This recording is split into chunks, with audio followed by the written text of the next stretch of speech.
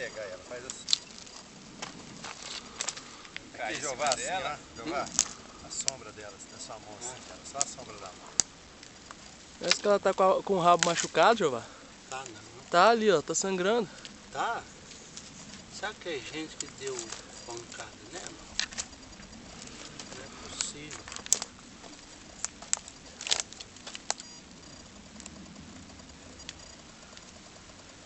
Bonito, hein, rapaz? É, O ué. couro de um bicho desse é muito bonito, né? É. Tem cara que faz até sapato com isso, né? Mas não, onde que tá Dá uma mexida nela aí, Jeová, pra gente ver o tamanho dela. Ah não, ela deve ter 1 metro, né? Você segura, Jeová? Isaac? Tá vendo? Esse lugar da sua direita aí, ó, tá com... Ela tá pensando que é você, Alexandre. Ó. Ela tá nervosa. Não, mas ela não vai. Não, cara... Vai lá.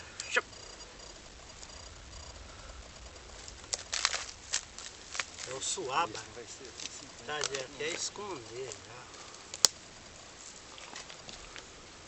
Ela é novinha, ó. É lisinha.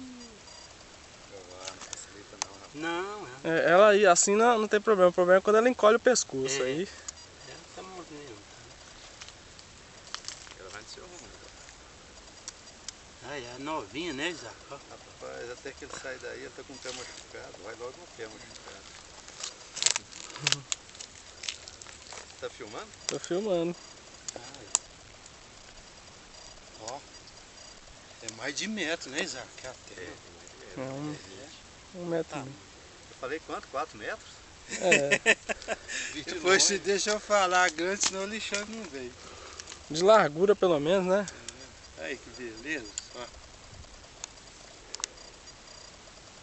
A gente anda no meio do mato. Depois ela volta, certo? Ela vinha beber água, né, Isaac? Pelo jeito, né? Eu andando nessa. Mas ela é um bicho que fica na água, não é não? Não, De boia não? não. É a sucuri que fica. É a sucuri. Olha que beleza. O rabo dela aí,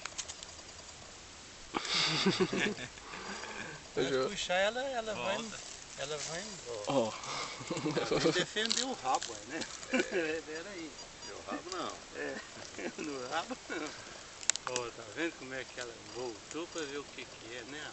Passar a mão no rabo dela. No rabo não. Vai lá, Jeová, tira ela de lá de novo. Não, deixa ela quieta aí. Como é que chama aquele cara lá da televisão, Alexandre? O suave. Richard? Hã? O Richard? Richard, se fosse o Richard, tava rolando aí com ela no É. Tava. Lindinho, olha que boneca. Ah, que beleza. É que a pessoa não tem medo, né, José?